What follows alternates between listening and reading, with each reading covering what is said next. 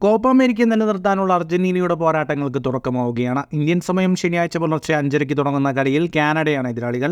Qatar ലോകകപ്പിന് ശേഷമുള്ള 14 കളിയിൽ 13 ജയിച്ച അർജന്റീന മികച്ച മുന്നൊരുക്കത്തോടെയാണ് കോപ്പയ്ക്കിറങ്ങുന്നത്. ടീമിൽ ആർക്കും പരിക്കോ മറ്റ് ആരോഗ്യ പ്രശ്നങ്ങളോ ഇല്ല എന്നത് കോച്ച് ലയണൽ സ്കലോണിക്ക് നൽകുന്ന ആശ്വാസം ചെറുതല്ല. അവസാന സന്നാഹ മത്സരത്തിൽ ഗോളടിച്ച് മെസ്സിയും കരുത്തുകാട്ടി. കാനഡയുമായി ഇതിനു മുൻപ് ഒറ്റ മത്സരത്തിൽ അർജന്റീന കളിച്ചിട്ടുള്ളൂ. 2010 നടന്ന സൗഹൃദ മത്സരത്തിൽ മറഡോണ പരിശീലിപ്പിച്ച അർജന്റീന 5 ഗോളിന് കാനഡയെ തകർത്തു. കോപ്പയുടെ ഉദ്ഘാടന മത്സരത്തിലും അർജന്റീന ഏകപക്ഷീയ വിജയം നേടാനാണ് സാധ്യത.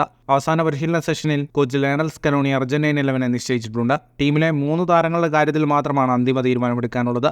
4-4-2 ഫോർമേഷനിലായിരിക്കും അർജന്റീന കളിക്കുക.